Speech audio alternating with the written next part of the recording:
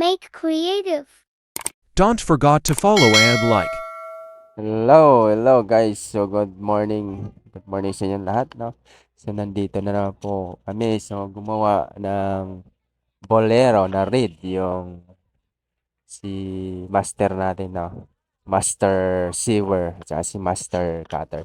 So hindi ko na nakunan guys yung umpisa nito, yung pagkat at saka yung paggawa ng basta guys yung nauna hindi ko na siya nakunan. So yun po. So bago po tayo umpisa is huwag niyo pong kalimutan guys sa pag-follow, no. So thank you po sa lahat ng nandiyan. So yan guys, sinumpisa na po. Binuo kanina is yung kanyang sleeves. Yan. So yun po yung sleeves niya is pang Filipiniana po guys. So yan po kung makita niyo po diyan. Yung sukat niya ay yung hole niya sa kamay ay hindi lagyan ko na lang mamaya ng ng description ko anong bilog niyan. So yan po guys. So makita po natin, no, as you can see, nakikita niyo, no. So yan po ginawa po uli at nilagyan ng patlang or yung pagkaroon siya ng mga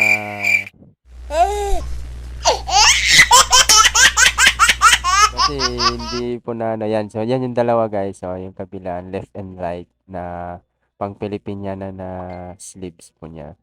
So yun guys, kung mapansin po natin, no, as you can see. Yun, so sinalpak na po o kinabit na ni Mrs. So nilagyan ng pin at paglagay ng pin ay inumpisa na po, no. So yun, so tinignan kung tatama yung dito sa dulo.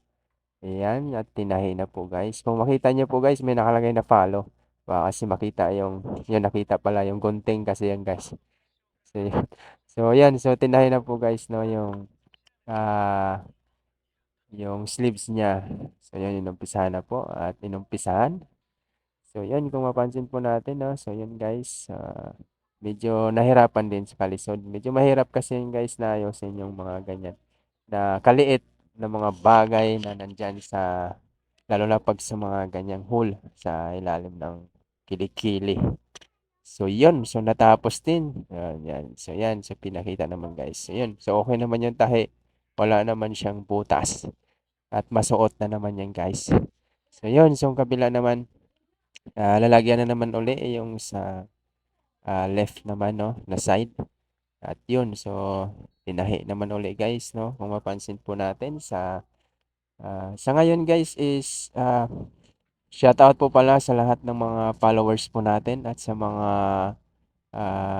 nagvo-views at nagla-like. So shoutout po sa inyo. At ngayon lang ako nakagawa uli ng ganitong video para po sa atin, no? So pakita ko lang kung paano ang mga ginagawa namin. So yun. So nabuo na rin guys yung isang yung left na sleeves niya. So yun ang itsura niya guys, oh. Tawag po diyan bolero. Ayan. So bolero siya. Nilagyan pa siya ng botones diyan. Yan. So paglagay ng botones diyan, ilang piraso yan? 12 na buttons. So yun. So yan guys, as you can see, nahiyaan ng tawag sa marami-rami. So kinabit na namin sa mannequin para makita namin yung sukat at saka yung size niya sa likod, sa gilid, para makita yung kanyang design. Yan, kung mayroon ba siyang kulubot o mayroon ba siyang hindi natahi. Ayan, tinitignan po lahat yan guys. So dadaan pa siya sa quality control kung tawagin sa mga checking po natin, no? So ayan guys, so maraming salamat po sa inyong lahat at sa mga nanood. So thank you sa inyong lahat.